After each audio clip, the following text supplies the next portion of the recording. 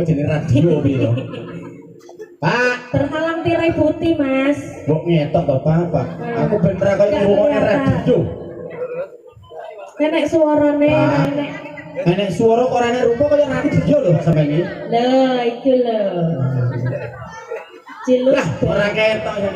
Ciluk, Bang. Lah, nek umpama iso Pak jane iki kopi segelas sing pahit tanpa gula, Pak. Segelas mawon tapi kangge kula. Kopi tanpa gula. Aku ra jane umpama ana maksudnya. Mama Ferry sugeng rawuhipun sugeng santen. Teng teng. Sugeng rawuh. Nggih, sugeng rawuhipun sugeng lelenggan dan juga sembari menikmati hidangan yang telah tersedia bersama New Dewata gimana awak wis loro tondo. Oke, sampun ya Mas. Nggih. Kembali. Alhamdulillah kembali